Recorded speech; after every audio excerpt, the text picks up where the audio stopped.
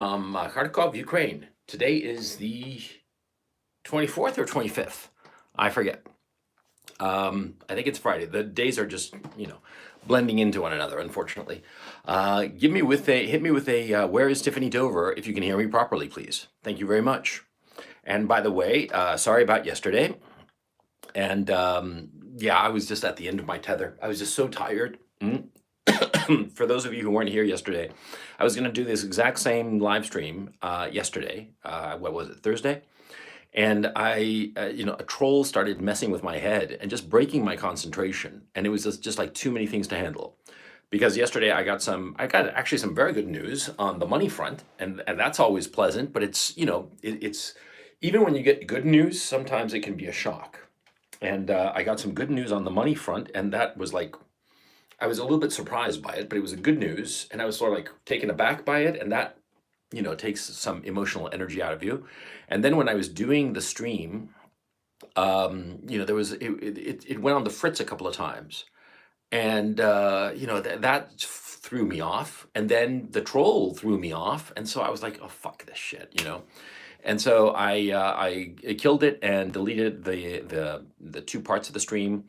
And this morning I got myself two lovely moderators. There's Kat and there's the Truth. Kat, the Truth, can you please just say hi to the audience so that they know who you are?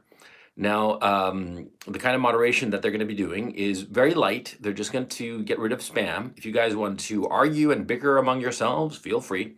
If anybody says something mean about me, that's perfectly fine, just so long as they don't spam it, okay? Because the spam is what throws me off, like seeing the same message, crawling through my thing over and over. That just drives me nuts. And yeah, and by the way, I've gotten a bunch of super chats, and it's lovely. And so it would be remiss of me not to thank you for throwing super chats my way. So I'm going to do a dedicated super chat live stream in the near future. I think that next week is going to be really packed because I got to do stuff for my Patreon subscribers, and I want to do things for my super chat contributors, which is greatly appreciated.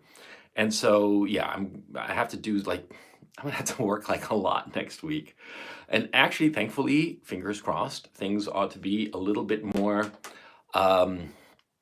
normal next week. Yeah, yeah.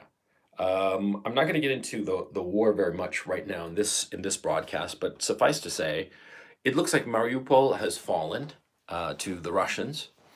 Not completely. There's still some pockets of resistance, and I think we're going to see those pockets of resistance for the next several days. It'll take a while for the Russians to really mop it up. But as a practical matter, I think it's over there. And I do think that, let me put it to you this way. I'm glad I'm not an Azov battalion member in Mariupol right now. I'm glad I don't have any Nazi tattoos and I'm wandering around Mariupol right now, okay? Because it's going to get very, very ugly for those people because the Russians and the Chechens hate them. I mean, really, really hate them, okay? And I don't think that any Geneva Convention is really going to save their hide from what's to come. And, I think it's going to be pretty ugly. And like I've said multiple times, the stories coming out of Mariupol are true. And it's really despicable. The Azov people and members of the Ukraine armed forces used civilians as human shields. And there's just so much testimony. And I personally know people whose parents suffered. So I know that this happened in Mariupol. And anybody who says otherwise, anybody who says that, oh, it's Russian disinformation, fuck you. I mean, it's just fuck you. When you have, really obvious truths like this, you don't stand for any bullshit from anybody. Okay? And I certainly am not going to put up with any kind of bullshit in that regard.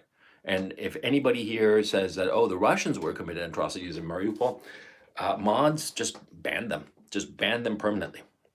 Because I'm not going to put up with any shit like that.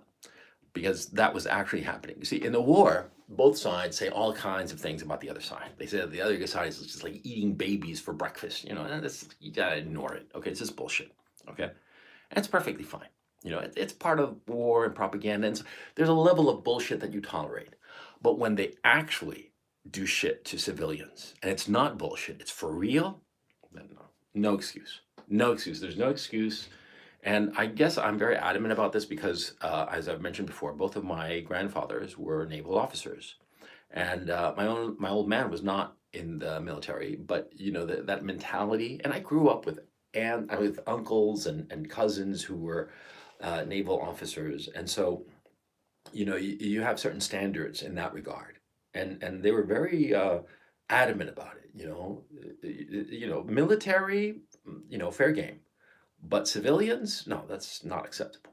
Okay, and so yeah, that's why I suppose, like on a visceral level, I just despise that. I think it's just low, and the attitude of weaklings and cowards. I can't stand that attitude of using civilians as human shields. Anyway, let's move on to happier topics. I'm just going to dive right into the topic that I had today, because you want to understand why our leadership today is so cowardly and so foolish. And they seem like people who don't seem to know what they're doing. They don't seem to have any kind of moral compass or any kind of moral center. They are directionless on a moral level. They're highly ambitious, and it's clear that they're capable. Mm. And that's the thing that really bothers people, because the people who are leading us, the elites, they are capable. They are very smart, very hardworking. They achieve the goals that they set themselves in a way that most people do not. And yet we see very obviously that our leadership classes are just so incompetent, and they're so foolish. And you ask yourself, why did this happen? And well, you start to dig in and you start to realize it. And it's very simple and obvious once you start to clue yourself into what was happening. Mhm. Now, how do I know this situation? Well, because quite frankly, I was raised to be elite. As I said in the video yesterday, I don't mind saying it again.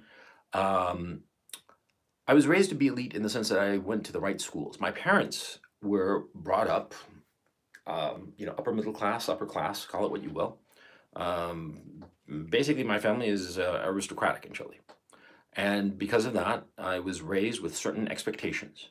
And early on, my parents realized through different testings and evaluations when I was in kindergarten and first grade that I was exceedingly talented.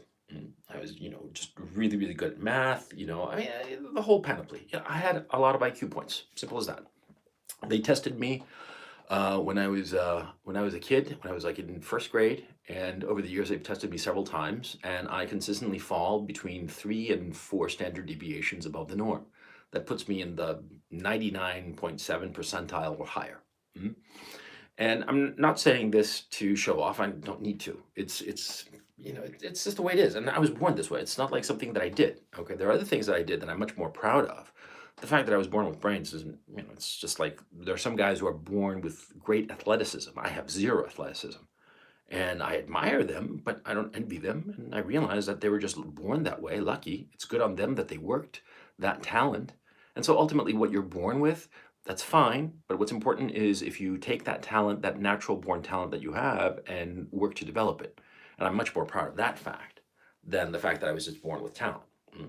But the point is that, see, from an early age, I was told, and it was emphasized through my teachers, my parents, that I was elite. I had the talent to get to the top of the pyramid, and that I should. And I diligently did so until until about like ninth grade. Well, no, that's not even true, man. I never really got good grades. I was never a straight A student. Mhm. Because I was always restless. I was always bored. I was terribly bored in class. It was just a torture for me. And when I discovered reading, I remember that very clearly when I was around 11 years old, 12 years old. I discovered reading in a big, big way. And I started, I discovered books with the Danny Dunn series of books. Those of you of a certain generation, my generation basically, will know about these Danny Dunn books. They were about this redhead kid who had a friend called Irene and another friend called Joe. And they were this little trio that had little adventures. And if it sounds a lot like Harry Potter books, it's because all children's books are the same. It's the main character with 2 sidekicks, and they do adventures. And every different series in every different country is basically that trio, right? And so I got heavily into Danny Dunn books when I was like around 10 or 11. And from there, I just took off. I just started reading books by the bucketful. And I would read books during class. And what I would do is I would like sort of like pay attention a little bit to class and then like tune it out and start reading the book I had. And I went through it all. I mean, from the Danny Dunn books, I went through, the Hobbit. I could never get through the Lord of the Rings, but then I got into Thomas Covenant, and I just read a whole bunch of crap. And then I got into spy novels, and then into more serious literature. My first big inkling of serious literature was when I was like, I guess it must have been 13, 14. I started reading John Irving. And from there, I started reading, Henry James, James Joyce. When I was 16, I came across a copy of Alexander Solzhenitsyn, and like that, very messy, and an autodidact's education of just like picking up whatever. Okay, and so I didn't get the good grades, but the kids who did get the good grades were very different from me. Mhm. The kids who got the good grades were very compliant. They weren't necessarily smarter than me. In fact, most of them were dumber than me, a lot dumber. Okay. Um, I remember, like in high school, I was beyond question. I would say I was the smartest kid with probably one other kid. We were like, just the big brains there. Mhm. And the other guy also, he took sort of like a casual attitude to grades. But the guy with the best grades, he was not so smart as us, not so fast, but he wound up having like a very big corporate career and becoming very wealthy. And yeah, because he was compliant. He got the best grades because he complied. Now, my educational trajectory was pretty interesting. What happened was that I grew up in the States, and I did middle school in the States. I did elementary school in Chile, and then middle school in the States. And then when I hit ninth grade, which is the beginning of high school, I started ninth grade. I was there from September until December, and in January we moved to Chile, and that's where I finished high school in Chile. I did 10th, 11th, and 12th grade in Chile. I skipped most of ninth grade with an exam, right? But I remember when I started ninth grade, me and just about all the other kids who were like considered on the college track, because at that time, this is 1982, not all kids were considered, college material. There was still the sense that, college was for the better students, and the other not so good students were just going to have like, trade school or just get a job, right? Be a truck driver or whatever. Mhm. And so like the better students, the smarter students, the ones who were in like the gifted programs and shit like that, especially those, and I was in those. They took us to the guidance counselor to talk to the guidance counselor, and I remember that meeting very very clearly. See, in that meeting, I was told that I had to get good grades to get into a good college, and that now it really counted. Ninth grade, that's when it really started. You had to get like good grades, and everything that had happened before in eighth grade and beyond before that, that didn't really count. It was like from now on, you're a freshman in high school, and you really have to get good grades. And I was like, okay, fine. And then they said, and you really have to do some community service and some extracurriculars. And I was like, and the thing that really kind of like threw me was that I had to do a sport, and I was like, fuck that. I was very unathletic because I have terrible hand-eye coordination, because I have terrible eyesight, and I had like a lazy eye, which means that I don't have really good depth perception, and because don't really have good depth perception, I can never catch a fucking ball, right? And so athletics, man, I was like, no, I don't want to do athletics, man. Fuck that. But the guidance counselor was adamant, saying, no, you have to do athletics, and you have to do at least for your freshman year in the first semester 2 community services. I was like, no, I have to do community service. What the fuck for, right? Because of course the college in the United States, they evaluate you not just on your SAT scores. If you're not American, the SAT scores are the Scholastic Aptitude Test. They're essentially an IQ test. And so the college applications for the good schools, right? The Ivy League and the top tier schools, University of Chicago, Stanford, those are top tier schools. They look at your grades and they look at your SAT scores. Mhm. But starting in the 70s and certainly in the 80s, they started looking at other crap, community service. See? And see, what happens is that you're encouraged as a student to do these community activities because it'll make you look good for your college application. And so you're doing activities for your community, not because you want to, not because it comes out of you, that you truly want to help your community, but rather it's performative. You're doing it so that somebody later can look at it, look at the fact that you've done it and evaluate it and give you a positive evaluation based on this activity that you've done. You see? And it's an issue of incentives. See? You're incentivized to do community service, but not because you want to, but because it makes you look good.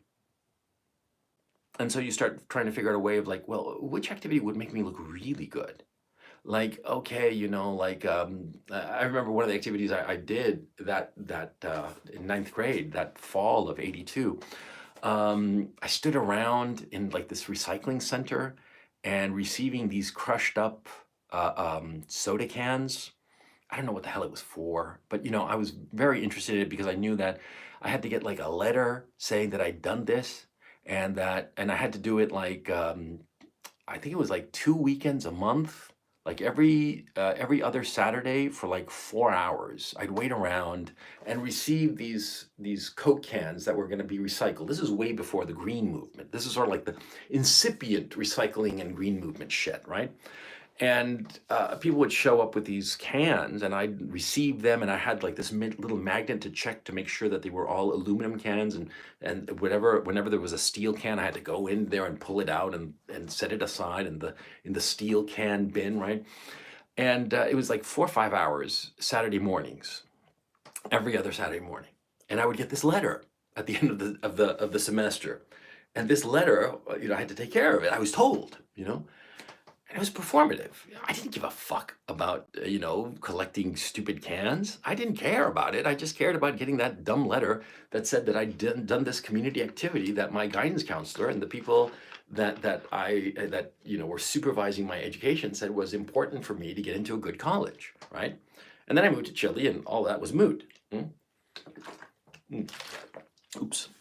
Because in Chile, they only care about your grades and your test scores. And they have something similar, or they had something similar to the SAT called the Prueba de Aptitud Académica, which was, one part of it was like an IQ test and the other part was an actual knowledge test, right? But those tests, in my time, counted for 80% of your college admission. So in a real sense, your grades didn't matter in Chile. And so, since my grades didn't matter in Chile to get into a good college, I blew them off even more, Mm. And so the point, in the States, and this is true in the UK and France and Germany and every place else, see, you get into a good college not by having good grades and not by having good entrance exam scores. You get there by doing all that, which shows that you're a hard worker if you get good grades. It also shows that you have got brains if you get like good test scores, because test scores, all the tests are basically IQ tests, right? And the third thing is it shows that you're compliant, that you take orders, that you'll jump through the hoops that you are told. And in fact, the system is designed to filter out those people who are not compliant. I mean, I realize the way my brain worked, I realize now as a 54-year-old man, I would have gotten horrible grades if I'd stayed in high school in the States, and I would not have gone to an Ivy League school. I mean, I would have been lucky to go to a community college, and the community college would have so bored me that I would have, probably like flunked out. I mean, my education would have been a disaster because, see, I was really smart and school just bored me. It was just not challenging enough, even the advanced level classes and all that good shit.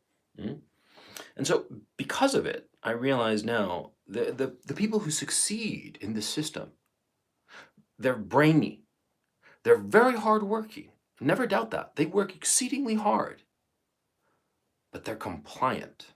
They never question what they are doing. They simply go through the tunnel. They've learned that their job, that what they have to do to succeed is to do what they are told and jump through every hoop like a trained dog. And they deliberately create themselves into this very compliant creature. Now, what happens with very compliant people? People who are constantly taught to do this, do that, and so that you can get through into what you want, right? You don't develop any kind of judgment, now do you? And of course, the system, what happens if you sort of like have like a bad streak of grades? You know, maybe 1 or 2 semesters, things just don't work out, your parents are splitting up or whatever, and your grades just collapse, right? What if you just decide, you know, screw it, I don't want to do this stupid community service, I want to do something else, you know, read books on my own or whatever. Well, you get filtered out, you see? The system is designed to do this, to filter out the people who are not compliant and who are not working all the time, diligently working all the time in every semester. You've got to get the good grades every single semester to maintain that GPA. And of course, the GPA, everybody's so obsessed with the GPA. GPA is grade point average. That is the total average of all your grades for all of your classes.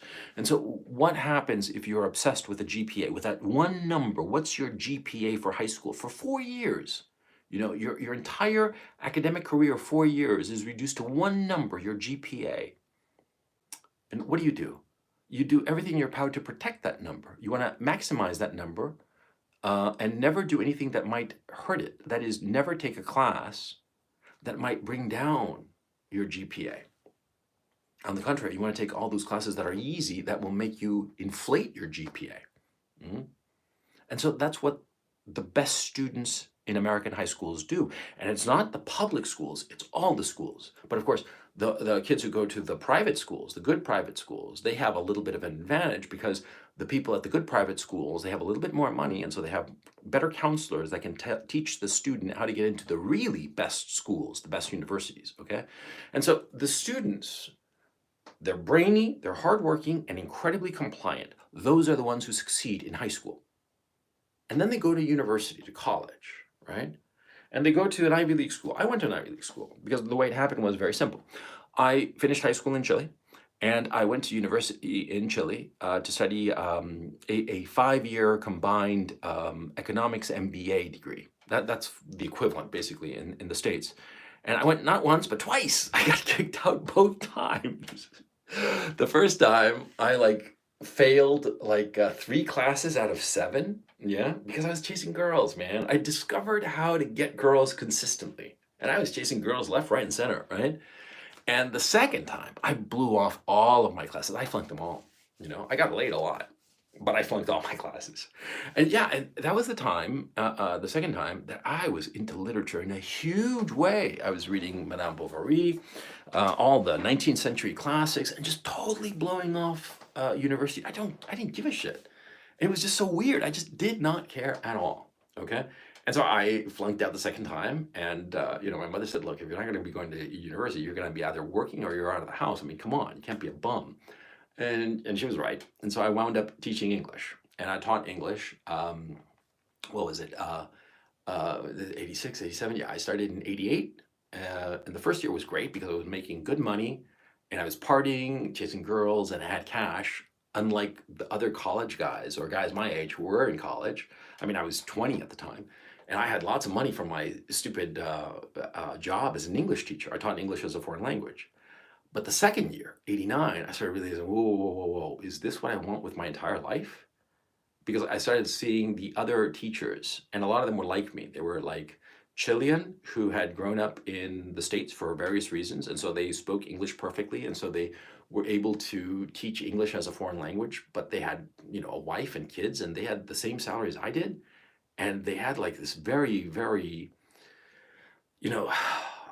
a very poor life, quite frankly. They were poor, okay? And I thought to myself, do I want this shit? Fuck no. And that's when I decided to go to university in the States. And I applied to all the universities, and I got into pretty much all the ones I wanted to, okay? I didn't get into Harvard, and I didn't get into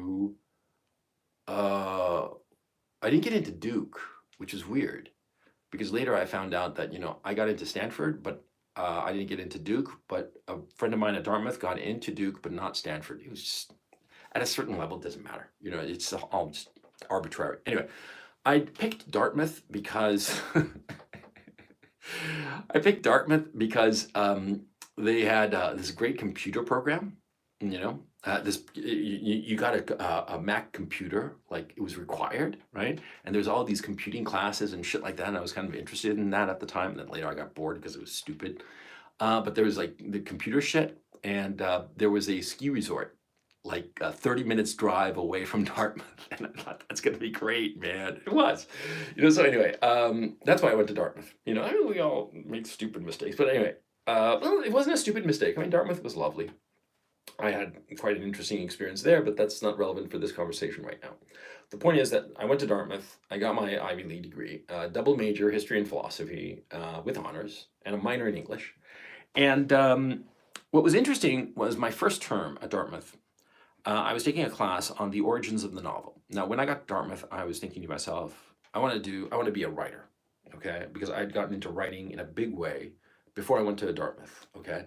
As an English teacher, I'd been reading and reading and reading, and finally, naturally spilled over into writing, and I started writing. And it was a very, it was something that, it was an ambition that I had, being a writer. And the other thing that I had the ambition of was to get into politics. Okay. Now, what happened was that when I was at Dartmouth in the first term, I took a class on the origins of the novel. And I do believe that the professor's name was McKee, but I could be wrong. She was a professor, she was a tenured professor there. And she was teaching, the origins of the novel. We were reading like Moll Flanders, that kind of stuff. And I remember, I'd show up for class prepared. I read the book or whatever. I mean, I read most of this stuff like way before I had to take the class. I mean, I was very motivated when I went to Dartmouth, right? And I show up for class, and she shows up. There's a lecture hall of, I don't know, 30 students or something like that. It was a required course for the English major and so. And she starts talking, and I realized by the second class that she's just bullshitting. She's just like blue sky. I mean, she's coming up with shit and just spouting off bullshit. She doesn't have any notes, and she clearly did not have an organized course. I mean, she was just bullshitting. And I remember, like, after the second class, I remember reading the syllabus and thinking to myself, yeah, she's telling us which novels to read, but there's no structure here. There's no organization. And the funny thing is, a lot of the novels that were on that list I'd already read. And I was thinking, well, this doesn't quite make sense, some of the books that she's putting here, right? And so anyway, I remember it must have been like, I don't know, maybe a third or halfway through the semester, or the term rather, but it was not semester, it was terms, it was trimesters, 4 trimesters per year. But the point is that halfway through the term, I raised my hand and asked something. I started arguing with her. And I realize now that my argumentation with her was not really the point of whatever it was that I was arguing about, but rather I was kind of like disappointed that she was just bullshitting, because it was clear to me that she was bullshitting, that she was making it up as she went along. And not in a cool, interesting way, not like, some big brain who takes off on a flight of fancy and starts nailing some really interesting points. No, no, no, no. She was just like bullshitting and like, oh, I don't know, bullshit. And I was like, fuck this, man. This is supposed to be an Ivy League university. And the other thing that I was discovering that was deeply disconcerting to me was that I had been under the illusion that I would go to Dartmouth and I would find a lot of really smart people, and we'd have these really interesting conversations about all kinds of very interesting intellectual shit. And I wasn't finding any of that shit. None at all. All the students there, all they wanted to do was get a good grade. And so I remember raising my hand and asking something to McKee, and arguing with her or whatever, and basically making the point that I didn't say it in these words, of course. It was much more polite and subtle, but it was basically, this sounds like a bunch.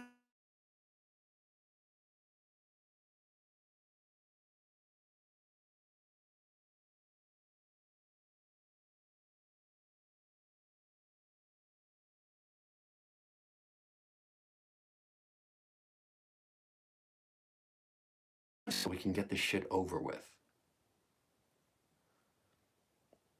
For the life of me, I wish I could remember who it was, if it was a guy or a girl, and the exact words, but that was a sentiment. Shut up already so we can get this shit over with. And, well, see, in Spanish, there's a word, it's a great word. I wish there were a word like this in English. It's called trámite, okay? Trámite means a bureaucratic process. that you have to achieve, that is arbitrary. Okay, that's the implication of the word tramite.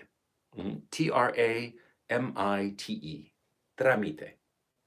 You do a tramite that it's bureaucratic, it's arbitrary, it's pointless in many ways, but it's just necessary to get that little slip of paper, that little license, that little pay that fee, whatever the fuck, right? And that's when I discovered that in a very real sense, education, university education, is a tramite. It's just something to, just tick the box. And they don't really care. They don't really care what they're learning. It's just to get to the degree. It's just for the accreditation. And if you think about it, see, going to an Ivy League school, what matters really is getting in. Once you're in, the fact that you get in tells everybody, oh yeah, he's at that level, okay? And everybody tries to get to the highest level possible insofar as their university education. Everybody wants to get into Harvard. If you don't get into Harvard, I didn't get into Harvard. And I think the reason I didn't get into Harvard was because I had, I told in my application that I'd gotten kicked out and had like a, done different things and then gotten serious after I started being an English teacher. And I think that they didn't want that. See, they wanted somebody spotless. Okay. And yeah, so that's what happened. So I didn't get into Harvard. I got into Dartmouth, which was the second topmost, I suppose. At that time, at least it was considered very highly, it was very prestigious at the time. Dartmouth's fortunes have fallen in that regard, but they'll rise again, I suppose, sometime in the future. They always do. It's always like a cyclical thing, like a sine wave. But anyway, the point. Getting into the university in the States and in England and in France and in Germany, you're not actually going to learn much. The only thing that matters is getting in. Because once you get in, it pegs you at this level. See? And the universities, certainly when I was in university in the early 90s, they're designed for you not to fail. It's almost impossible to fail out. I mean, like in Chile, I failed out twice because I was a fucking bum, but they actually required me to, do work to get the good grade, right? But in the States, no, sir. And in fact, if you got bad grades, somebody would call you up or send you a blitz mail, at least at Dartmouth, saying, what's the matter? Why don't you meet together with a counselor and a psychologist and see why you're not getting the best grades that you can? I mean, see the mentality. It wasn't like, fuck you, you're a fucking bum, you're going to get an F and that's that. No, they tried to like help you, which is really weird if you think about it. No competition, and no sense that, somebody could fail out. But anyway, you go through this university process, 4 years, and you graduate. And you graduate with debt. You graduate with, say, $40,000, $50,000, $60,000 worth of debt.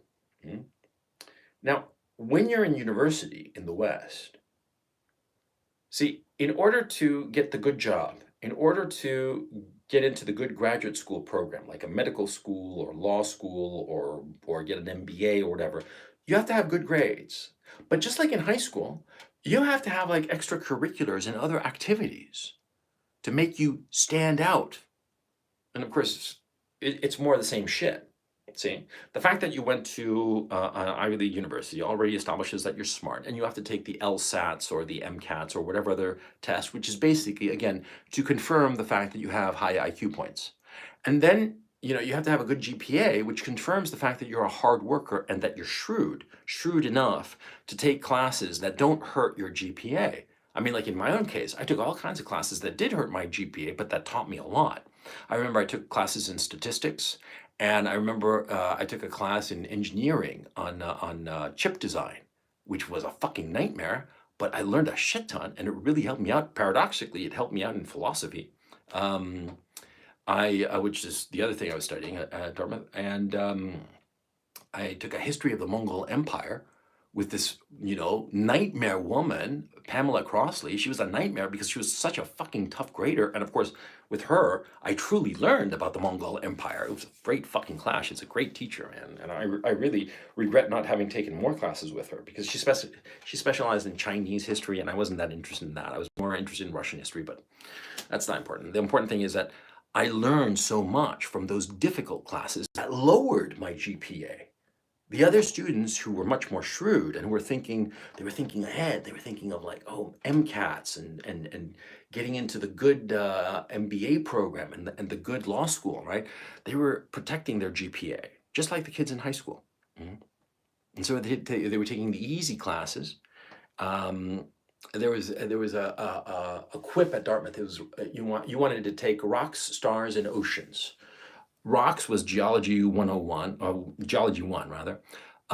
Stars was Astronomy 1, and Oceans was Oceanography 1. And they were just so simple. I mean, it was a guaranteed A.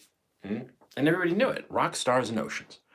Um, and then there were other classes, and you could put pass, fail, and everything to protect your GPA. And there were guys who'd gotten stellar GPAs and didn't learn shit. There was a guy I remember called Cameron. He was a Canadian guy, really goofy kid, very smart. And he took only English classes. And what he would do on his terms off, he would take classes at a community college in Canada, and he would ace them, and he'd bring those credits back to Dartmouth, and they'd add on to his GPA. And that's how he protected his GPA. He got a good job later. He was a smart kid, right? But that's what people would do. They wouldn't study to learn. They wouldn't study things that they were actually interested in. They wouldn't expand their minds. They would study things that got them the best GPA. And of course, they didn't study them because they didn't give a shit about them. It was all about getting the best GPA. And it's the reason, of course, that so many of these students would, on the weekends, go on a bender, starting on Friday afternoon, just drink themselves into a stupor the whole fucking weekend, you know, because of the frustration, the pent-up frustration. And of course, what kind of students were the top students at Dartmouth, that Dartmouth graduated? They were the ones who were most compliant. The most compliant students. They were the ones at the top of the graduating class. Mhm. The ones who were most willing to jump through hoops. There had been the filter in high school, and then there's the filter in college. And then the same thing, more or less, happens in graduate school. And so the people who advance are compliant creatures. And they are incredibly hardworking and incredibly smart, but they have no judgment, because here's something else that's key. You see, in order to advance, you cannot have a mistake. You cannot have a fuck up. You can't. If you have a fuck up, you're going to be expunged from the set of people who are allowed to advance. See? And the thing is, see, you only grow with fuck ups.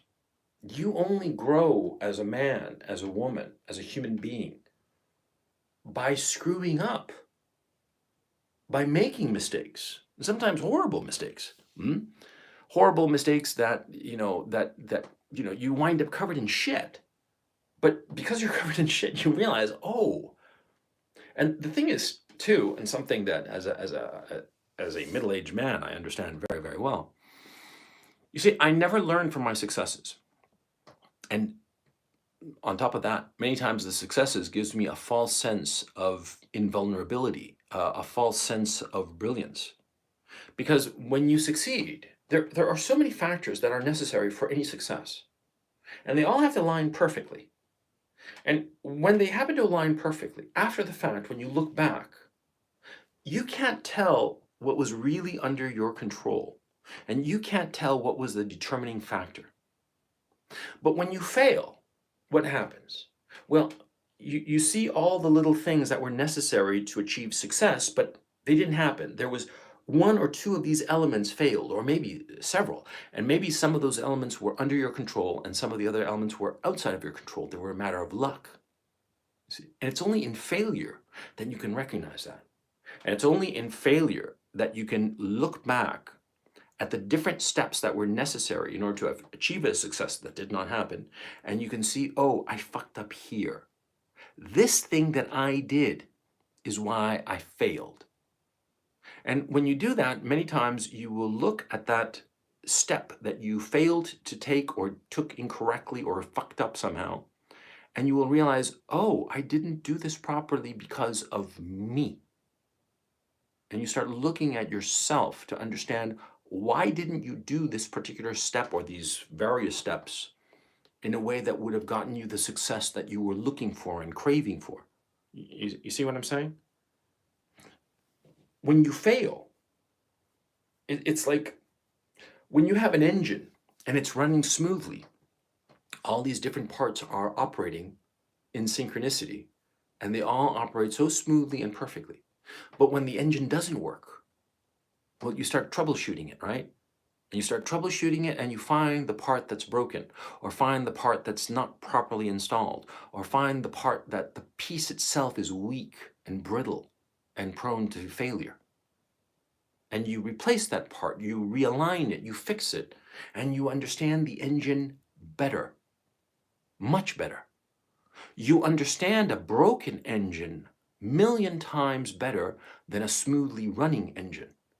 The smoothly running engine that is a successful engine, it's just like a success. It's like magic. It's in failure, when it doesn't work, when things are not working out, that's when you understand things. And that's when you truly grow. But the system that I'm describing, if you fail, you don't advance. And so who are the people who advance? The people who don't take any risks. The people who don't try to break out of that very, very narrow pathway. And the very bright people who do break out and try different things and fail, well, they're expunged. And here's the tragedy. You see, the smartest people are like that. The truly smart people, the people who really have brains, a lot of brains sometimes, they're the ones who try different shit and they fuck up. They're trying different things, not because they're stupid, they just want to see what will happen. Because they understand it. They understand, yes, if I do this, it works. And so what if I do this other thing? And of course it fails. And then they start thinking about it and they're like, wow. And they grow. The truly smart people with initiative, the people who are truly independent, they get edged out of the system. It's designed to only advance the compliant, the machine-like, the people with no initiative. And because they realize that if they ever fail, they will be expunged, they will not be allowed to progress to the next level up, well, they never take a single chance. And so they are incredibly cautious. You see? Another thing that happens.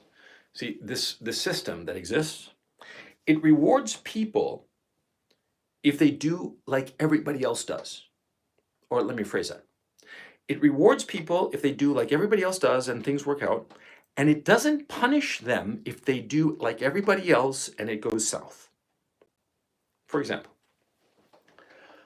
if you see this a lot with hedge funds, okay? I have some experience with hedge funds, and they're fucking idiots, okay? They position themselves as so fucking smart, right? But then you realize after a while that they're all fucking morons, and I'll explain why.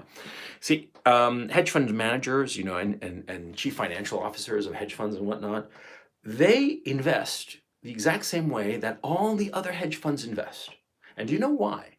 Because see, if their bets go wrong, they'll say, well, everybody else was doing it too. So don't get upset with me. The market failed. We all failed. See? See, when everybody fails, there's no responsibility. See? If you are a failure, but everybody else in your same strata of society did the exact same choice and also failed, then you don't get blamed. See? But of course, if you know the whole society goes one way and you go another way and fail, oh, you're screwed. You're dead meat. Okay? So this encourages the best people to always follow their peers. And that's why in every situation at the elite level, they are always following their peers. None of them have independent judgment. Because number one, the independent judgment does not allow them to proceed down the path and potentially succeed. And number two, if they ever exercise independent judgment, an independent judgment that they've never exercised before, so it's like a muscle that has atrophied. If they ever do that and fail, they're screwed. So they don't. And by the way, I'm talking about elites here, and I forgot to do a preface to this conversation. See, there's nothing wrong with having elites. In fact, in every society in human history, we have always had elites. We've always had people who are leading things because human beings are different. And some of us are better than others. It's as simple as that. Mhm. A lot of people don't like it. Communists don't like it. Communists don't like it because they're usually second-tier people. Mhm. They're not top-tier people. Because they're second-tier people, and because they're second-tier people, they're going to have second-tier lives. As simple as that. And they're resentful of the fact. And it drives them a little bit up the wall. They had illusions of being at the top, and they don't have what it takes to be at the top. They don't have the brains, the drive, the initiative, whatever. And so they're second tier. It pisses them off. They're resentful. They envy the people who are at the top. And that's why they become communists. And you read the biography of most people who are communists, and you realize that they're all second tier. They're all people who couldn't really cut it. And so because of it, they turned to communism because it was a great way to express their resentment and anger at the truth, which is that they're not top tier people. Simple as that. It's not complicated. Life is very simple, you'll find. And anyway, going back to the issue of elites, we have always had elites. We've always had people who are better. Sometimes we have defined people who are better for arbitrary reasons. They came out of the right womb. They were aristocrats or whatever. The system that we have that we used to have, at least in the West, in the late 19th century and into the early 20th century, where we had the truly capable people who would tend to rise, that system doesn't exist anymore. Starting in the 1930s with the advent of the SAT tests in the United States, and slowly progressing and certainly accelerating during the 70s and 80s, we have created a leadership class that is incredibly compliant. And the leaders that we have today, notice them. People like Emmanuel Macron, Olaf Schulz, Joe Biden, Barack Obama. Barack Obama is perfect. I mean, look at him. He's a mediocrity. He is a mediocrity. He is not an exceptional individual. He's not particularly smart. He thinks he is. And that's very laughable that he thinks he's so smart, because he's not. But he thinks he's the smartest guy in the room, And I actually know some people who went to law school with him, and they thought he was a fucking idiot back then, because he is. But he is very compliant, and he got ahead by playing the game. See, he got affirmative action into the position of president of the United States, and that's the truth. And you have a lot of these people, and they're all very compliant, and they all think that they're so clever, and they're so incredibly arrogant about the fact, but they have no independent judgment. And the tragedy is that in our society, in the Western society, the people who truly are capable, who've got brains, and who have independent judgment, and who have a strong moral sense of what is right and what is wrong, well, they've been edged out early on. And most of those guys wind up like me, successful, but alienated from the leadership class. And in my own case, I look at them and I think that they're laughable. I think that they're pathetic. I just want nothing to do with them.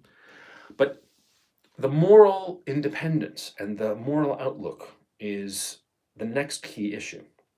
Because you see, moral judgment, the ability to determine that which is right from that which is wrong, is one of the most important faculties that you will have. As a man, as a woman, it's very difficult to understand what is right and what is wrong. And sometimes it's essential to be able to make that calculus, the moral calculus of that which is good and that which is bad, and why. Give good, coherent explanations as to why. Our system of education, of advancement, as I've explained it so far, see, it does not foment independent moral judgment. On the contrary, it's designed to cripple that faculty of judgment. You are supposed to accept all. And why are you supposed to accept all? Well, because it makes things easy, now doesn't it? If you simply accept everything that comes your way and refuse to make a moral judgment, then you don't have to confront anything that might be bad, but that does not affect you. Ultimately, what starts to happen is that your moral judgments start to become, it's bad if it affects me negatively, and it's good if it affects me positively. But beyond that, I am not going to pass judgment. And you see how pernicious such an attitude is. It's this idiotic notion that, if it doesn't hurt anybody else, then you shouldn't prohibit it. There are lots of things that don't hurt anybody else, which you should prohibit. To give a very, very simple example, with Photoshop, you can do all kinds of photographic magic. And it's very easy to create child pornography in Photoshop without ever actually injuring or exploiting a child. It's a piece of cake, really. I mean, it's very simple to do such a thing. But we all find child pornography abhorrent. Of course, we find it abhorrent because it is abhorrent. It's despicable and disgusting, right? But, under this moral calculus that, oh, it's perfectly fine so long as it doesn't hurt anybody. Well, how would it be that Photoshopped child porn hurts somebody? Because obviously, the photoshopped child porn is just like basically painting. It's like anime, okay? It's child porn, but no child was injured in its creation because it was, fictitious, right? So what's the big deal? You see how it's impossible to argue against such a position? But we all instinctively recognize that child pornography is very, very bad because what we're realizing, okay, and the reason we object to child pornography is that it lowers our collective sense of the acceptable. That's what's going on. Because at an instinctive level, we all are a part of a collective. We all are part of a larger group than ourselves. And we each strive to take care of that collective to a certain extent. And it is nebulous and undefined, this collective to which we belong. And in some future broadcast, I'll discuss it in more detail. It's not important for this conversation, but we all instinctively realize that we should, to an extent, protect this collective, the collective sense of what is acceptable and not acceptable. And we have all sort of like instinctively agreed that child pornography, that's bad. But you see the easy moral out of saying, oh, it's perfectly fine so long as it doesn't hurt anybody. Photoshopped child porn does not hurt anybody because, of course, the image displayed of a child is not real. It's, like I said, for all intents and purposes, a painting. What's the problem there? You see? And you see the contradiction that emerges. Our system, though, teaches the elites, the young elites who are going through the good schools, the good high schools, into the good universities, and then graduating them into the good positions in industry, in government, in whatever. Well, what happens with these young people is that they have no sense of what is good or what is bad. So long as it doesn't affect them negatively, it's acceptable. And it affects them positively, or if it's something that everybody is agreeing to. I mean, like, imagine a school of fish. These individuals that are elite, they're like basically one more in a school of fish. And when the school goes one way, they all go that way. And then they turn in another direction, they go into the other direction. And have you noticed when you are watching like the Nature Channel and they show you like a school of fish, it's like they have almost this psychic ability to all turn simultaneously in one direction or another. It's not that, one fish turns and then the other fish turns and then the other fish turns. No, it's like they simultaneously turn. And it's quite the discombobulating notion. We see it in the Nature Channel and we think it's very beautiful and nature is so lovely and all the rest of it, right? But it's so discombobulating when we see it in action in our social environment. 2 years ago, everybody was like, Black Lives Matter. And then it was like, no to anti-vaxxers, take the shot. And now it's like, I stand with Ukraine. It's like this swerving. They go this way and then this way and then this way and this way. And they swerve so quickly. And the last thing that they were thinking about, they forget about it and move on to the next. Like a school of fish. You see? It's because they have no moral certainty. They have no moral grounding. Moral in the sense that they cannot tell what is good or bad. It's not that they know what is good and choose not to do it. No, it's that they have no conception of what is good or bad. And so like a school of fish, they swerve from side to side, morally rudderless. And so you see what's going on. And it's because of the education, the way that we have advanced these young people from high school through college into, graduate school perhaps, and into the work environment. And the tragedy, of course, is that, see, we have these young people and they go to the good college. And once they graduate, maybe they get the good internship. Now, let's talk about the internships for a little bit. In most industries, what you have are internships. That is, they are low paid or non paying positions where the person works for a company for a period of time in order to learn the ropes of the business. Now, this sounds all good and fine, but of course, you start to realize, once you pay a little bit of attention, that this system is guaranteed to advance only the children of the rich. Of course, a business I know very well is publishing, in publishing, in book publishing. See, most of the book publishing firms are in New York, all of them really, or all the ones that matter. And you finished at, I don't know, you went to Yale. And you know, wrote off a bunch of letters to different publishing houses and you got an internship at, you know, I don't know, Random House. It's unpaid, or it pays you a pittance maybe like $1,000 a month. Okay. And so how are you going to live in New York? New York is a very expensive city. So only the children of rich people can live in New York on a salary of $1,000 a month. Because $1,000 a month with taxes and this and that and the other, it's really like $700 at best, right?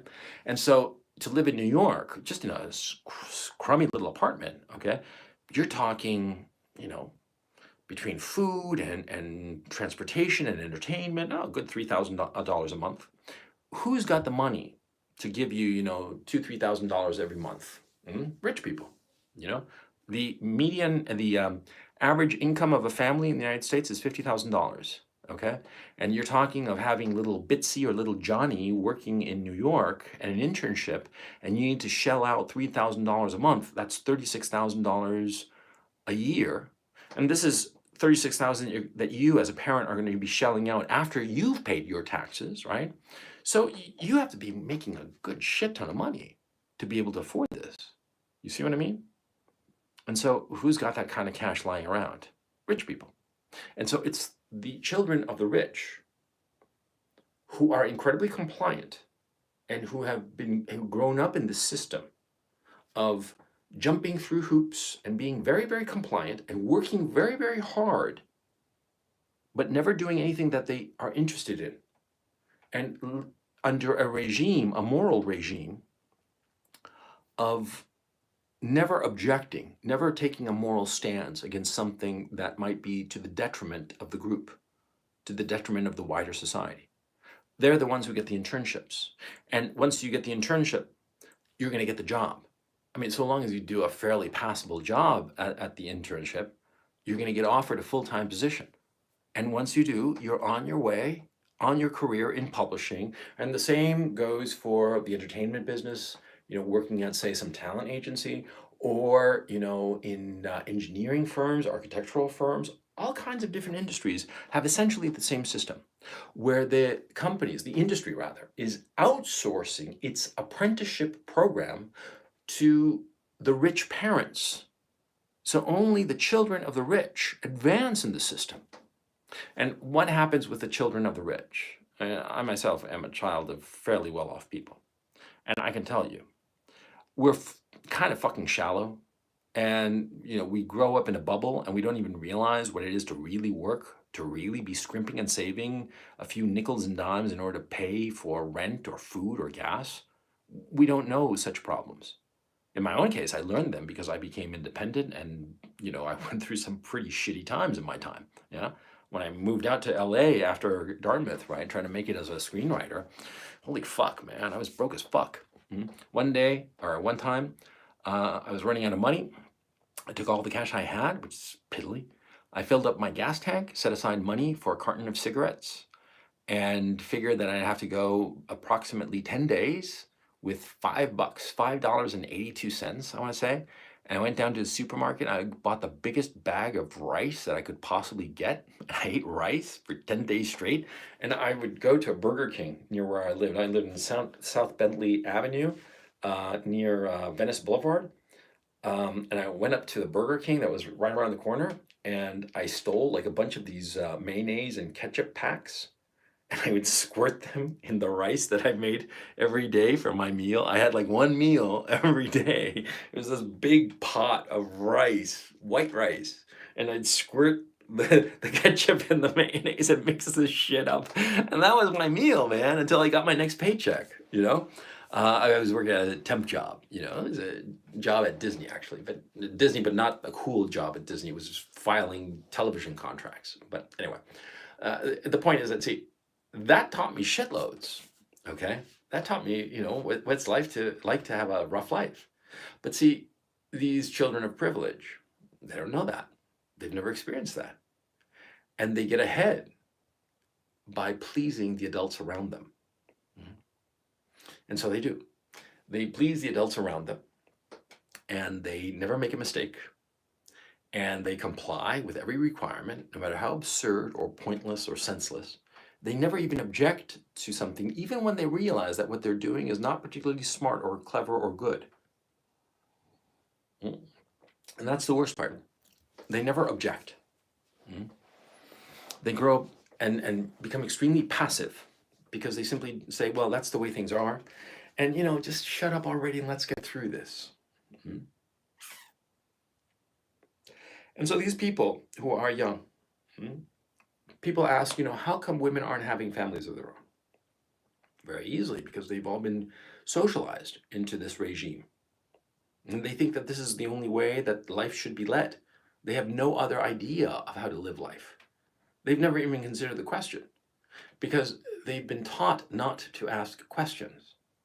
Because the people who ask questions and start to rebel against this system, they get expunged, excluded, not allowed to continue up the ladder.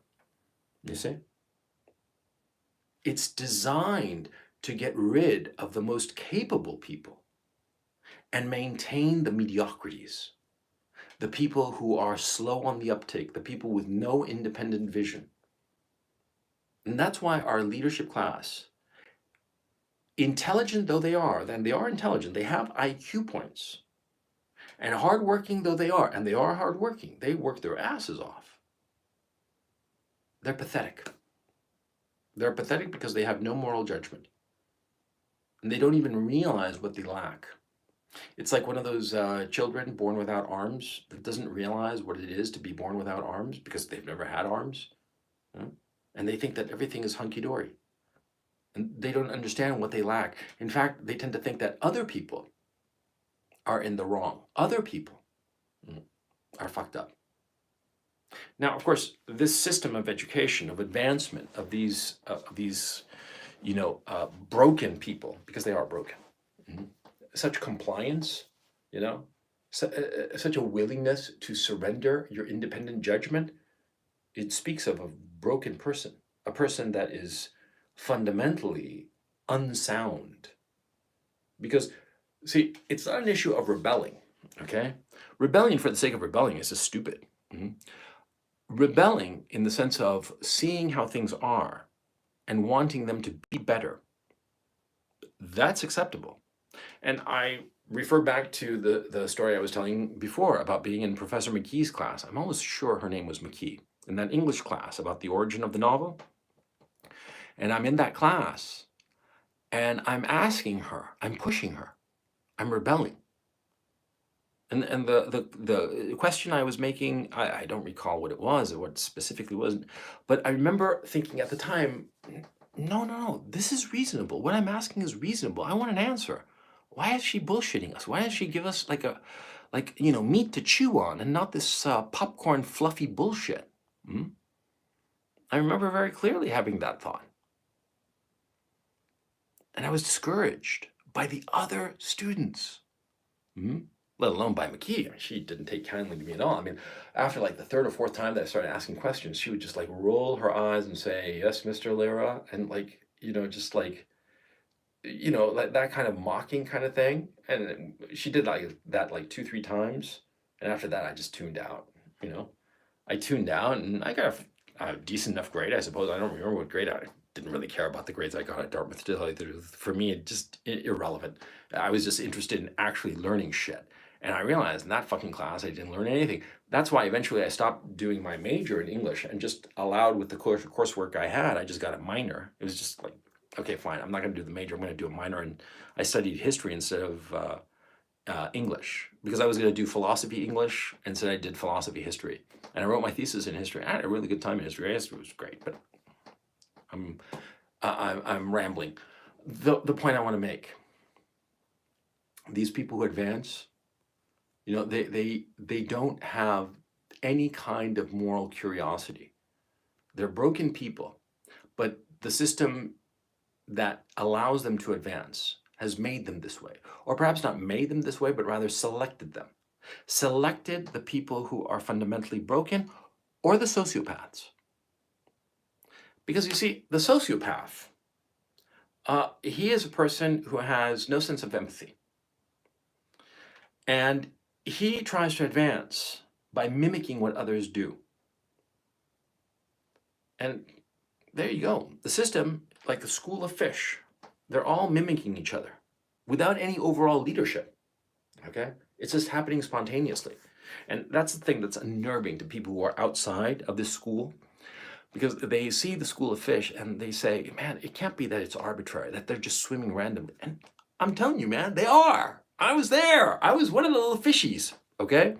And that's the thing that everybody finds shocking. That's why so many people come up with these stupid conspiracy theories and say, oh no, it's the Illuminati. Oh no, it's like, this religious group. Or the Bilderberg Group or the World Economic Forum or some shit like that. No. It's random. They themselves don't even know what the fuck they're doing. They're just looking to their peers, and what's he doing? He's turning right? Okay, let's turn right. You see? That's what they're doing. And people outside of this don't believe me. Okay? You can argue with them and tell them and explain it to them the way I've explained it to you now, and they just do not want to believe it. It's just beyond them. They just like, it can't be. It can't be. It is. Because they say it can't be that stupid. It is that stupid. It is.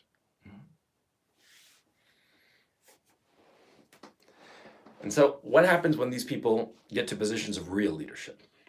Well, then we have problems, like now. Now, Ursula von der Leyen is the EU commissioner. Now, she is somebody that you ought to study. She is a prototypical product of this environment.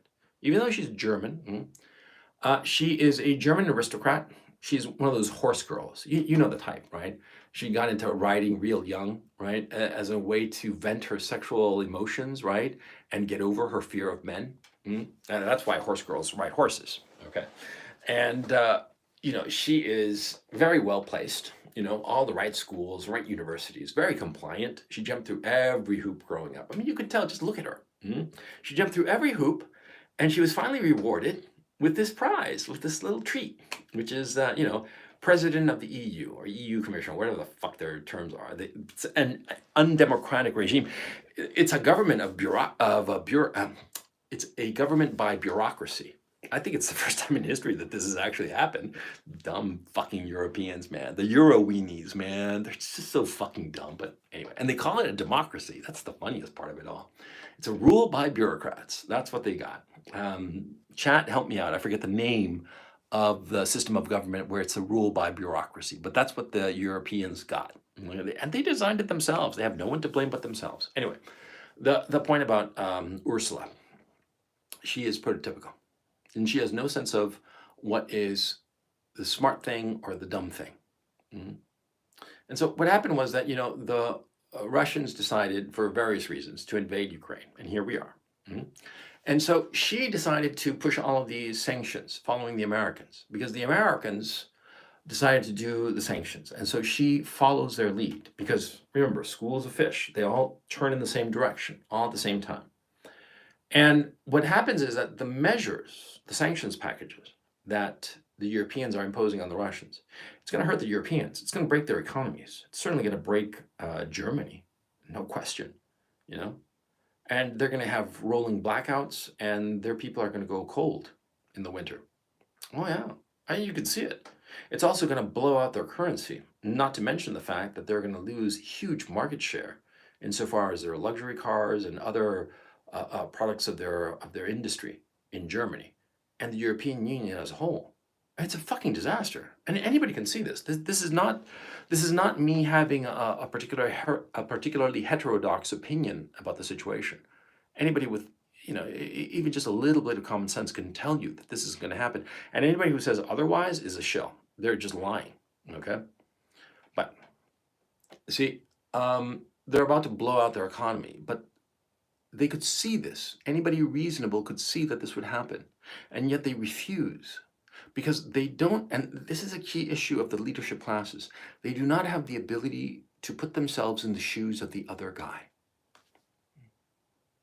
They don't have the ability to empathize. Like I said before, the sociopath, the stone cold sociopath who lacks completely the ability to empathize, he succeeds in the system because he just copies his others and jumps through every hoop and gets to the top. And he's a complete sociopath, right? And we think of sociopaths, a lot of times like Hannibal Lecter in movies and shit. But no. A sociopath is simply a person who lacks any sort of empathy. It's not necessarily that they're going to chop up somebody else and eat them for breakfast or some shit like that. They can, never murder a soul their entire lives and still be a sociopath. The issue of a sociopath is that he doesn't have empathy. The system that we have created to pick the elites of our society essentially picks people who lack empathy. They lack the ability to put themselves in the shoes of others. And so Ursula is applying these sanctions. She wants to punish the Russians. And the Russians, of course, they're going to react to these sanctions and they're going to hit back. And see, Ursula has not put herself in the position of Vladimir Putin or the Kremlin leadership. And so she's not thinking to herself, well, if I do this, what will they do? Let me flip it around for you and make it easier to understand. See, when you're playing chess, right, you are white and I'm black. And you go first and you move, right? But before you move, you decide, well, if I move the pawn, what's black, i.e. me, what's black going to do? And so you think, well, I'm instead of moving the pawn, what if I bring out a knight? What will black do? If I pull out my white knight and the black, how will he respond to that? You see, that's how you think in chess. You put yourself in the shoes of the other guy before you make your own move to see how he would react to different potential moves that you make, you see? But in the West, the system is created such that none of them play chess. This is a metaphor, of course, bear with me. But they do not put themselves in the shoes of the other because they have been raised to go through this very, very narrow pathway that I've described and never deviate from it, because whenever they deviate from it, or whenever one of their members, their peers, has deviated from it, they've been pushed aside and out of the way and out of the running. And so they dare not ever deviate or even question it. And if you never question the path that you are on, if you never imagine a different possibility, well, that ability atrophies and you are no longer able to picture a different option.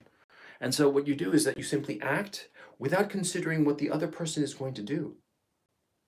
And when you act this way of just acting without considering what the other does, the other's actions become not actions that are rational, but rather behaviors, arbitrary, spontaneous, lacking in any rationality, because you lack the ability to empathize with the other. You see?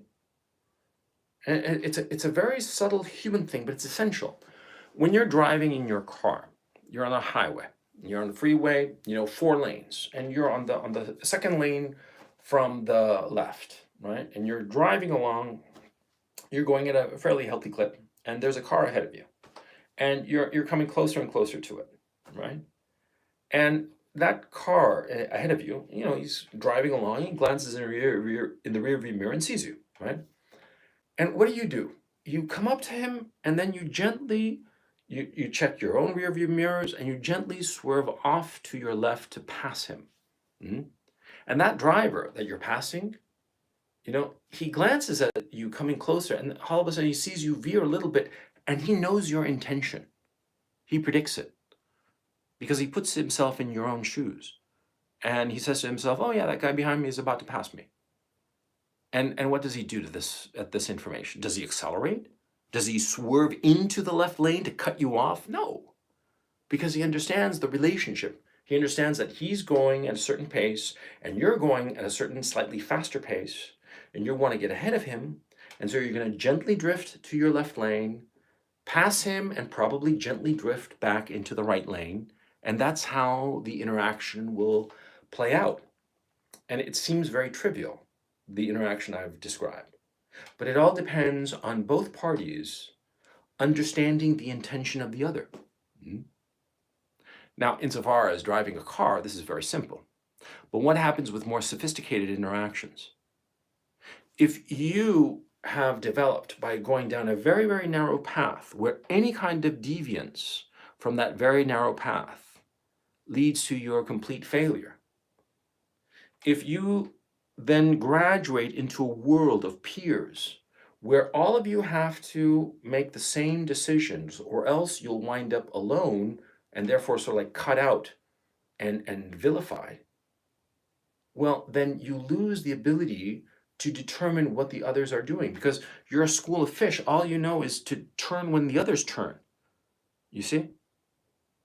But successful interactions, especially complex interactions, require you to understand the priorities of the other and be respectful of those priorities of the other. And this is where the failure comes in. And this is why the West now, with the current leadership that it has, it's not Joe Biden who's at the leadership, who's at the helm of the United States, by the way. It's those young people like Jen Psaki, like Jake Sullivan, like Victoria Nuland. All of these people, they're the ones running the show. And they do not have the imagination to understand what other people want. What is the priority of other people? And that's why they keep making mistakes, horrible mistakes, mistakes that are going to lead to the ruin of the United States. And we're seeing it right now. And so it's tragic, but it can't be fixed. See, there's no way to fix it. What happens also too is that this whole generation of people, right? They're at once incredibly conservative, because that's what it is. When you do exactly what everybody else does, people are incredibly conservative, and yet at the same time, they're incredibly self-centered. Because see, in order to advance in the system, you are rewarded by being completely individualistic. And so people are incredibly individualistic. And yet at the same time, they follow the crowd no matter what, because they never want to be out of step. If they're out of step, they're going to be wiped out. Just like a school of fish. So everybody's incredibly individualistic. Nobody gives a fuck if you, the guy right next to him, fails and falls off a cliff. Fuck him. It's his fucking problem. You don't even think twice about him. Because you know for a fact that nobody's going to think twice about you. And so it's this incredibly cutthroat environment that's incredibly conservative. Because that's the other thing that people outside of the elite classes don't seem to understand. Everybody's trying to fuck over everybody else. Everybody's trying to stick their sharp elbows out and climb a little bit higher. That's why, that's the other reason, that there are no cabals. Because people who are outside of this system think that there's like a big cabal, that they all get together in some country club somewhere and shoot the shit and figure out how they're going to fuck over the working man. No, man. They'd never get together. But when they're on their own, they're thinking, how can they fuck each other over? That's the thing that's going on, man. They're trying to fuck each other over because of this individualism that has been bred into them for years. There's another thing too. See, you ask me, why is it that they are so conformist? Because that's what I've been describing, that they're incredibly conformist in a way that would that makes, Bernardo Bertolucci's movie laughable. This is true conformism, right? Why are they so conformist? Mhm. And oh shit, the answer just I had it, and it'll come back to me in a second. They are incredibly conformist because yeah, sunk cost fallacy. My favorite fallacy. It's my favorite, beyond question, my favorite human fallacy. The sunk cost fallacy is a fallacy whereby you are reluctant to leave behind a decision, and therefore you double down on that decision and you keep on adding on to the decision, even though it would be smarter to cut your losses. To give a simple example, you go to the roulette table and you bet $100 on red, and you lose. And you're like, no, man, I lost 100, but what if I bet 200? If I win, I'll get another 200 and I'll cover my losses and get a little bit ahead. So you bet 200 and you lose that. Mm? And you say, fuck it, I'm going to go for 400. And you bet that and you lose that. So far, you've lost $700 on 3 consecutive bets on red. What do? Well, the smart thing is to walk away. Mm? But the sunk cost fallacy, which is an innate fallacy of human beings, does not permit us to walk away. And what do? Well, we bet 100, we bet 200, we bet 400, now we're going to bet 800. And we keep on doubling our bets, doubling down. That's where the term comes from. Doubling down our bets until we're bankrupt. And that's what we'll do. And you say, oh, well, no, it can't come up, 6 times red on the roulette table. Oh, yes, it can. And it often does. Okay. Sometimes a lot more than 6 times in a row. Yeah. It happens all the time. And that's a human fallacy that we have. And you see, what happens with these people, these elites who have gone through this filtering process in school, in university, in post-university, because something similar happens in the graduate school programs and whatnot, is that, see, you become more and more conformist and more conservative, not politically conservative, but rather in your mentality conservative, of unwilling to deviate from the orders you have been given.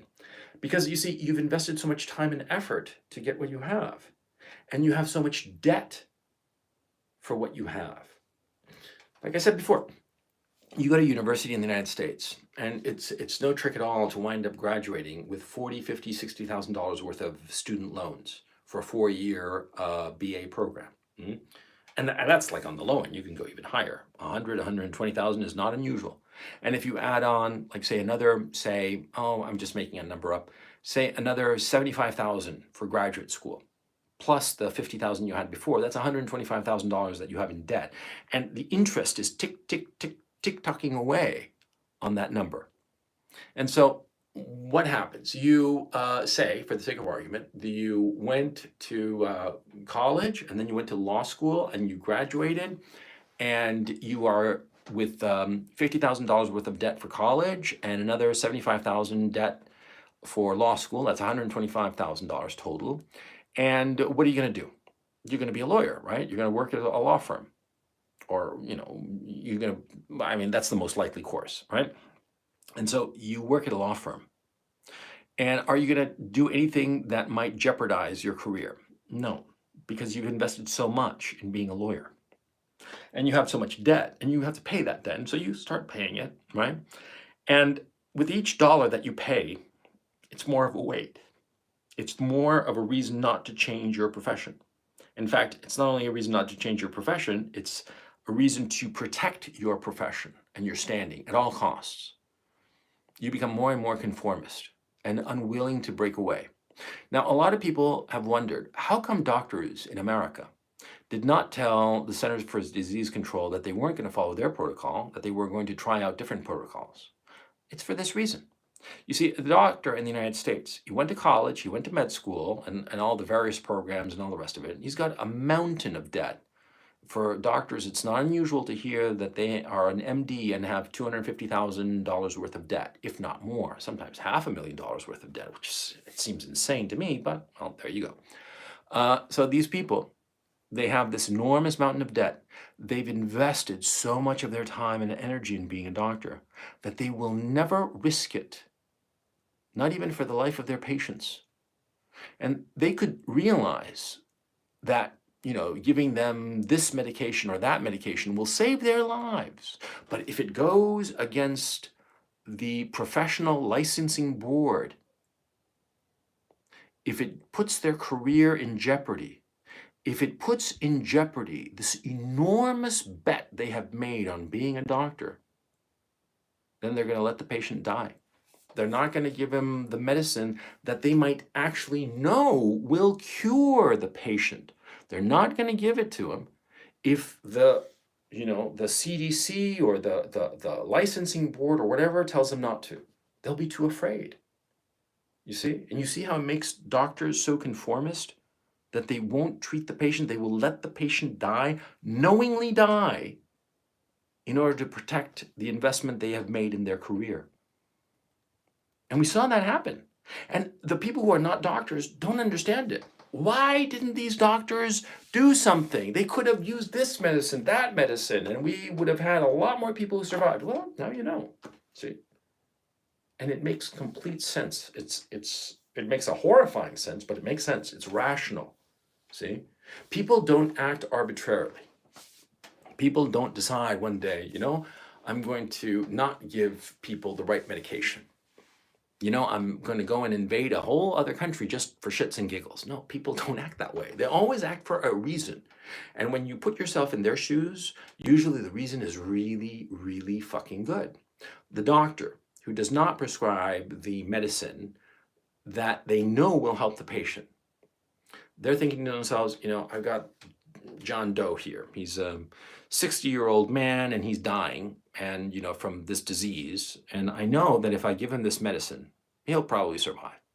But if I give him this medicine, the medical board, it might revoke my license because they said so. Because the CDC has ordered them to revoke any doctor's license who gives this drug to a patient. And I want to save the guy, poor bastard, he's got a wife, he's got a couple of kids, he's not a bad dude, he never hurt anybody. But, how hard did I study in college in organic chemistry? I fucking hated that shit. And then like medical school and all those fucking dissections I had to do with all these dead people and shit, I fucking hated that. I've sacrificed so much. Why should I throw it all away for this guy, This guy who showed up to my fucking office yesterday, never seen him before in my fucking life, and he's sick. And yeah, if I give him this drug, he'll live, but my life will be ruined. And, I'll think about it. That's what I'll do. I'm not going to make a decision. No, I'm going to think about it. Yeah, I'll think about it, because this is a moral quandary and I'll think about it. I'll think about it tonight. And I go to sleep. And then I wake up in the morning and I go down to the hospital and I get there and my patient, he's gone. What happened? He died in the night. Problem solved. Capiche? You see? And you see what happens, man. And it's a tragedy. But that's the kind of elite that we have. Because also, in this conversation, I've talked about elite, and you're thinking to yourself, the people who actually lead shit, the people like in Washington, highfalutin people. No, I'm talking about leadership at all levels. The doctors, the lawyers, the professional classes. All these people are the same. And it is a tragedy. It is a monstrous tragedy.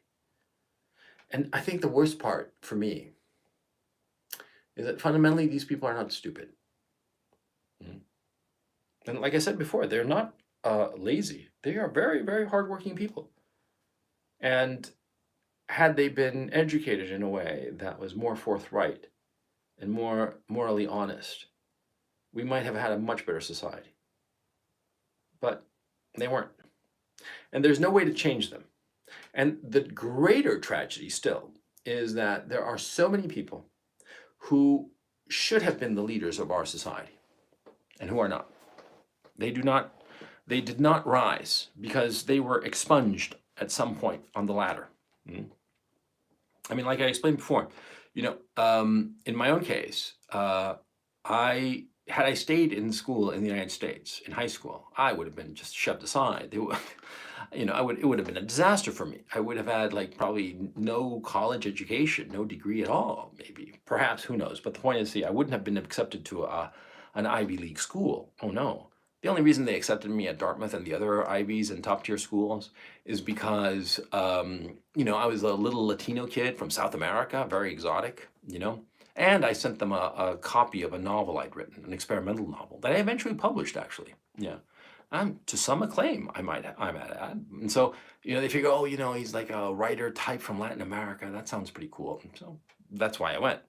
But if I'd been just, some random kid, from a good school, but shitty grades and great SAT scores, but no extracurriculars, no, I wouldn't, I would have been expunged, right? And in my YouTube hobby, I've come across a lot of guys who are very, very capable. Mhm. And I realized that these are the guys who got, shoved aside in the climb up. Mhm. The other people who were spotless, they rose. Mhm. And these guys on the internet, who've got big channels, because I noticed that a lot of the people with big channels on on YouTube, right, on the internet, they share certain qualities. First of all, they're all very, very bright, and they are all very, very hardworking and consistently hardworking. See? No matter what kind of content you're creating, if you are creating it consistently at a consistent standard, it's very difficult. That kind of consistency is an enormous amount of work. And to do it, not only do you have to be a hard worker, you got to be smart. Okay? So these fuckers have it, but they're non-conformist, they're non-compliant, and so they got edged out from the leadership class of their society. Even though you realize that a lot of them, even the ones that I despise on a personal level, but I have to recognize that a lot of them would have added a lot to the leadership class of their society, but they were not allowed to proceed up the pyramid. Mhm. They were shoved off the pyramid. And they found a niche for themselves on YouTube, and because of it, where they were able to earn a fairly decent living and provide for themselves and their families. Good on them. But it deprived the society of their leadership, which might have been very beneficial to the society as a whole, and certainly more beneficial to the society as a whole than the current leadership crop that we have. People who will play it safe, who will always play it safe, who will always conform. You see? Now, I've been talking, what now, for 90 minutes. I think I've talked a lot. I think I've talked enough. I hope I've explained to you the leadership classes that we have and the problems with them. Mhm. And it's a real tragedy, but my thinking is that this is inevitable in every great empire. You look at the Chinese Empire and the Yuan Empire, I'm thinking about specifically, and other empires, in the past, the Byzantine Empire. In Rome, it was a little different, but that's not important. Rome went more the way of Sodom and Gomorrah kind of thing, but hedonism. But the point is that a lot of these nations, these empires, the bureaucratic system overwhelmed them, because such a great, prosperous empire as the global American empire has been, and the previous empires that have existed have been, well, what happened was that they were great and prosperous, and inevitably they brought about the development of a bureaucratic system to administer this enormous empire.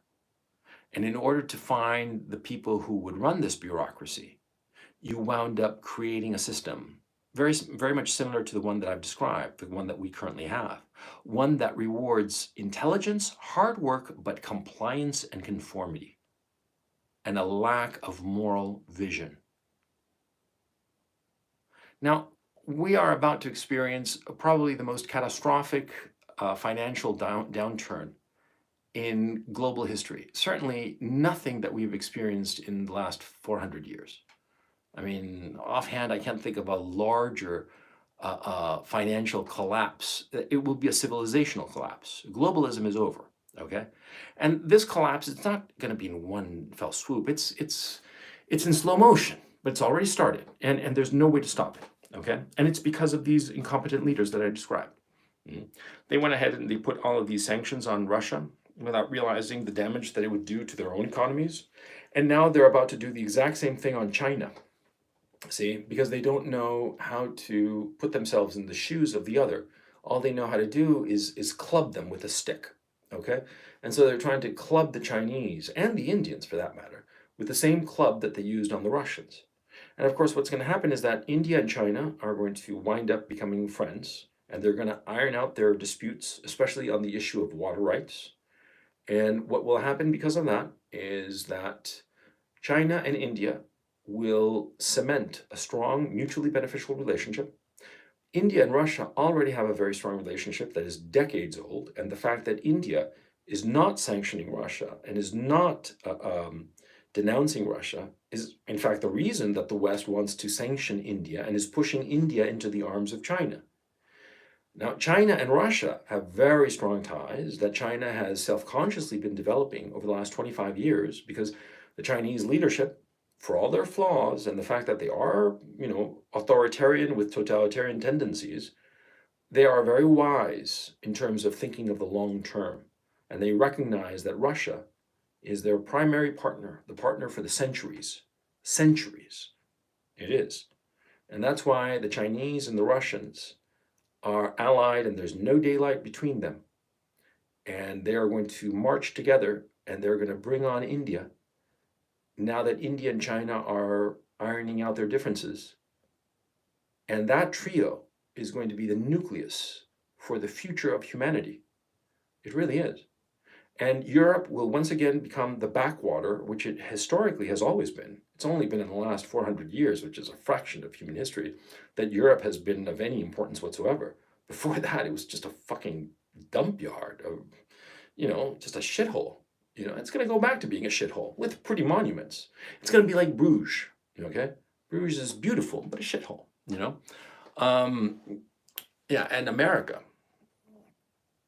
America is going to collapse. America is completely hollowed out. And the American leadership, this leadership that I explained, that is incredibly arrogant for the reasons I explained, incredibly compliant and conformist for the reasons I explained, that does not know how to put themselves in the shoes of the other, they're going to unroll or they're going to carry out this sanctions escalator on India and China. And they don't realize that they need India and China more than China and India needs the United States. They don't realize this. Because for all of their development, it's been that China and India needed the US. The US was the essential player. But that moment has passed. The United States deliberately hollowed out its industrial base. It has no industrial base. The United States is over-leveraged. When you look at just the federal government debt, it's what, 125, 130% or something like that? But you add on state debt, municipal debt, and agency debt, it's 200% of GDP.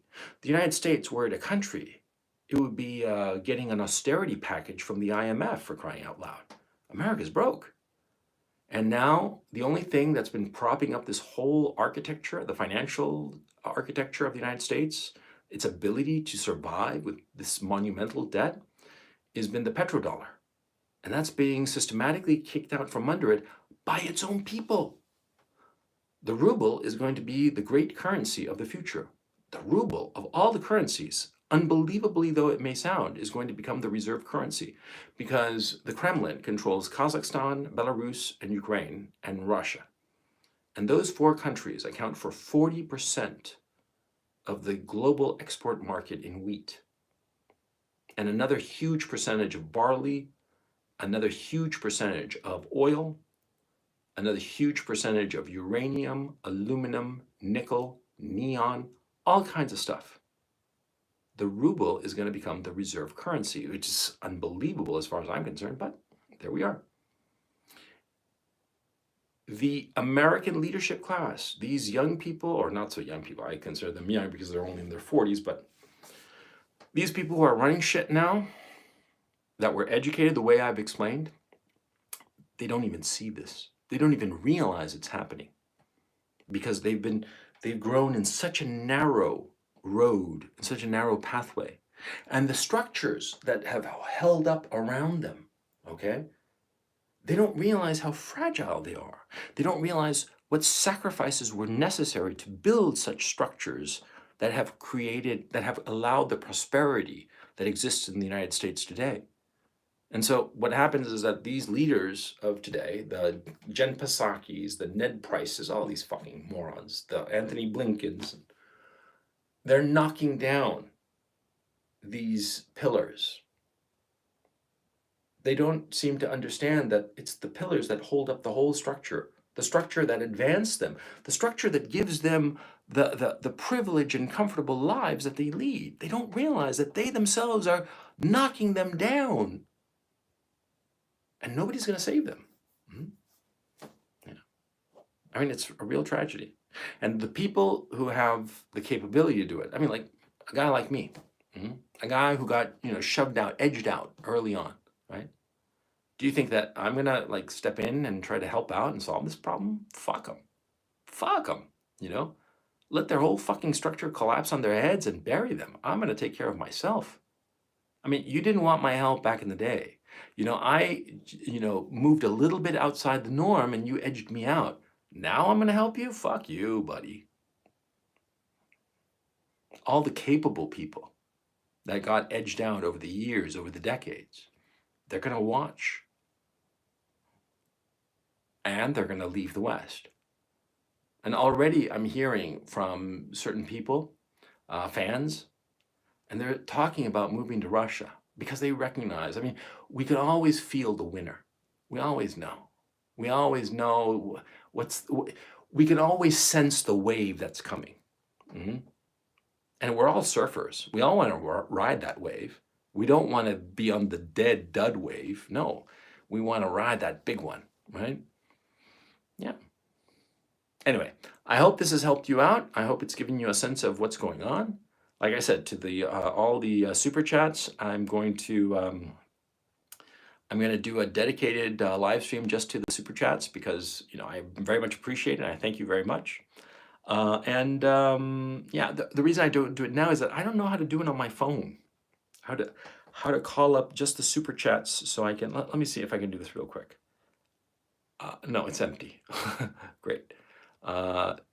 Live chat. Okay, there. No, I can't do it. I don't know how to do it. Anyway, I hope you enjoyed this broadcast. I will most definitely do a dedicated super chat broadcast, and it'll be called, Super Chats Answered, something like that. And yeah, I hope that this has given you some insight. And I think the most important thing that I want to tell you, the last thing I want to tell you with, these people are incredibly arrogant, and they will look down on you. Okay, they'll look at you like you're like a little piece of shit on their shoe or something like that, right? But you have to feel pity for them. Like I said before, you see those children that were born without arms, and that's what they are. They were born without any kind of moral sense, and they were born completely inflexible. The collapse that's coming will shatter them. Most of them will not survive it. And I'm talking in the literal sense. They will not survive it like that they will die, okay? How will they die? They will die of depression, of suicide. They will die, self-inflicted or passively self-inflicted. They will not survive the enormous changes that are coming our way because they are stunted, see? One time I saw something perverse, I thought. I saw a cubic watermelon. It really was. It was a watermelon in the shape of a cube. Because somebody had figured out that, if you built like a plastic box, right, and put the watermelon as it's growing, you put it in the plastic box, it'll grow into the shape of the cube in the plastic box that's a cube, and it'll be a nice fit for your supermarket, for your refrigerator, right? Instead of being like a round ball, it'll be just a cube that you can just slide in, right? People invent all kinds of stupid shit, right? And, I remember seeing an actual watermelon shaped that way. It just seems so perverse, okay? And so anti-natural. And these people are like that. They are anti-natural. They're not going to survive these changes. But you will, see? So be thankful for that.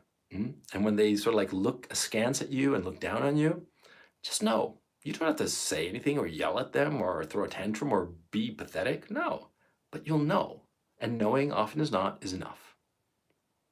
Okay, take it easy, and I'll catch you next time.